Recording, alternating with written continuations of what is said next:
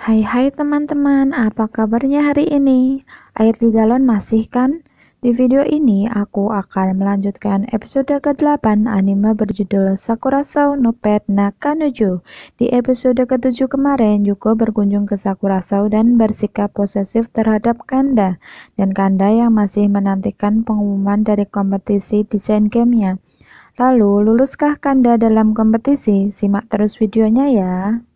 Cerita dimulai dengan Aoyama yang mengambilkan 2 buah surat untuk Kanda. Surat pertama berisi pengumuman lulus ronde pertama dan Kanda disuruh presentasi tanggal 31. Lalu surat kedua berisi sebuah kalimat yang berbunyi, "Apa itu cinta?" Sampai di kamar pun, Kanda masih memikirkan surat itu. Sina tiba-tiba datang dan menanyakan hal yang sama. Ternyata surat tersebut dari Sina. Ayano menyuruh Sina belajar arti cinta, karena cara terbaik menulis kisah cinta yang realistis adalah dengan jatuh cinta. Sina akan ada pertemuan tanggal 31 dengan editornya untuk membahas serialisasi manganya. Kanda meminta saran pada Ryonosuke tentang presentasi. Ryonosuke menyarankan memakai kemeja dan berlatih dengan semua penghuni Sakura Sao. Dan disinilah Kanda dengan para penghuni Sakura Sao, kecuali Ryonosuke yang belum mau nongol sampai episode ini. Kanda membacakan presentasi. Ayano menghitung waktu dan durasinya terlalu lama. Dia menyarankan untuk mempersingkat isi presentasinya. Chihiro Sensei tidak menemukan poin penting dari presentasi tadi. Misaki dan Jin-san juga berkomentar hal yang sama. Shina bahkan sudah tertidur di kursinya. Akhirnya Kanda menulis ulang presentasinya. Malamnya, Shina membuat desain karakter di kamar Kanda. Kanda menegurnya dan bertanya, kenapa harus di kamarnya?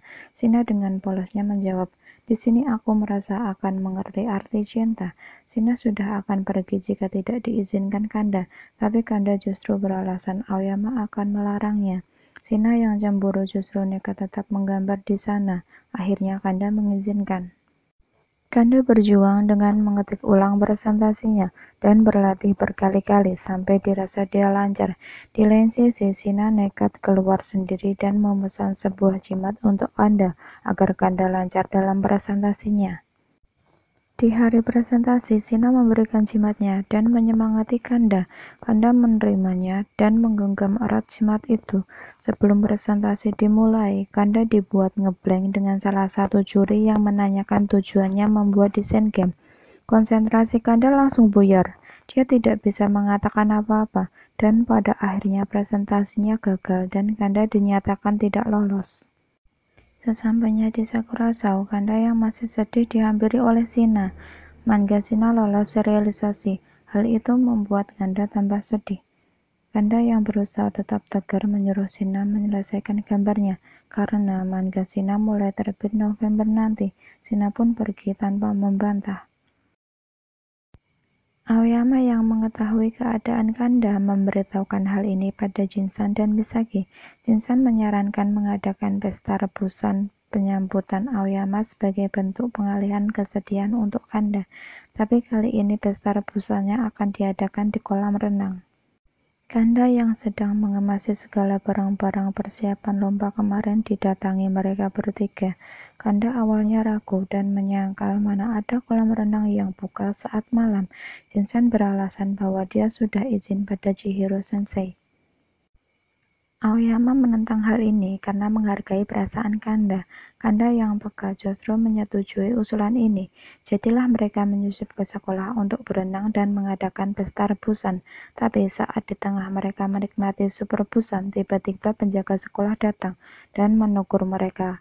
Kanda yang masih tercengang dibuat tambah kaget saat melihat Jin-san dan Misaki yang menaiki pagar untuk bersiap kabur. Jin-san menyuruh mereka semua lari. Mereka serempak berlari menghindari penjaga sekolah. Saat itulah Jin-san mengatakan bahwa memang mereka tidak izin pada pihak sekolah.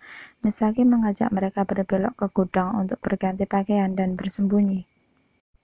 Di tengah persembunyian mereka, Sina memberikan jimat yang baru untuk Kanda. Jimat itu lebih cantik dan jahitannya lebih rapi. Kanda menerimanya, lalu mereka mulai berlari lagi keluar sekolah. Kanda sudah terlihat tidak tertekan lagi. Mereka disuguhi pemandangan kembang api yang menyala di langit. Tiba-tiba Sina melompat dan menyuruh mereka semua kembali berlari, karena penjaga tadi masih belum menyerah mengejar mereka. Pada akhirnya, Kanda sadar dia terlalu berambisi.